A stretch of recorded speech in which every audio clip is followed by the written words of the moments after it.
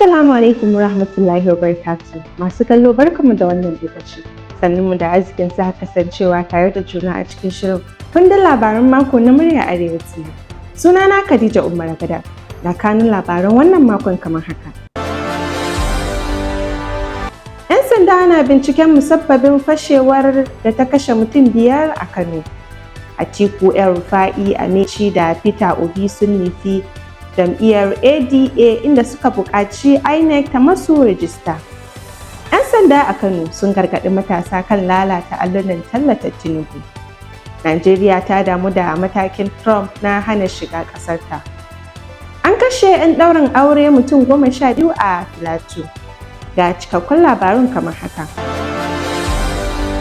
Wani abin fashewa da ake tunanin bom ne ya fashe a jihar Kano wanda ya yi sanadiyyar mutuwa aƙalla mutum 5. Sannan wasu mutum 15 suka jikkata. Jaridar Daily Trust ta ruwaito cewa lamarin ya auku ne a ranar Asabar, wanda ya jefa tsoro da fargaba a yankin da ya faru. Wannan labarin shafin jaridar BBC Hausa ce ta wallafa shi. Rundunar 'yan sandan jihar Kano ta ja kunna matasan jihar kan aikata barna da lalata kadarorin jama'a. 'Yan sandan sun ja kunnen ne bayan wasu matasa sun lalata manyan allunan tallan shugaba Bola Tinubu da ke kan titunan jihar. Wannan labarin shafin jaridar Idon Mikiya ce ta wallafa shi.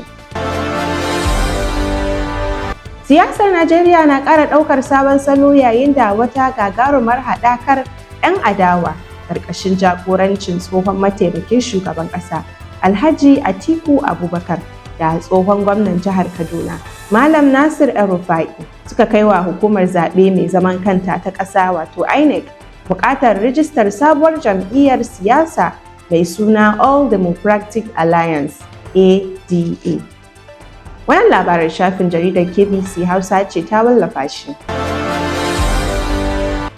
Gwamnatin Najeriya ta ce sabon yunƙurin Amurka na hana 'yan ƙasashen Afirka zuwa ƙasar na neman katange burin kasashen yammacin Afirka na kulla yarjejeniyar albarkatun ƙasa da Donald Trump. Babban jami'in diflomasiyyar Najeriya, Ambassador Yusuf Maitaba Tuggar, ya bayyana hakan yayin taron ministocin harkokin waje na ƙungiyar ECOWAS a ranar Laraba.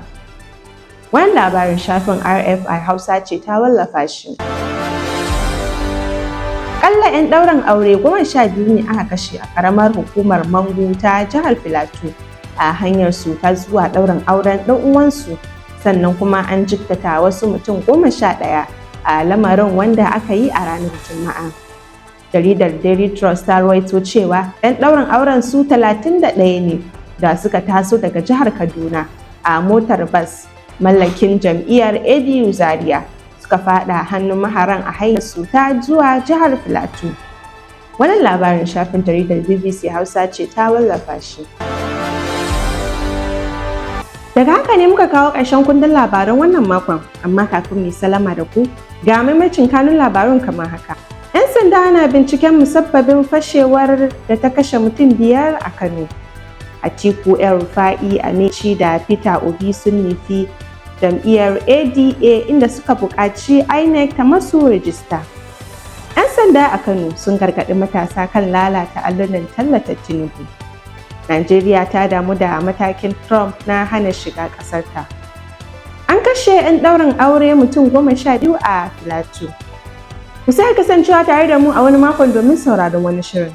Sunana Khadija Umar Gada. Ma'assalam. Muryar Arewa TV.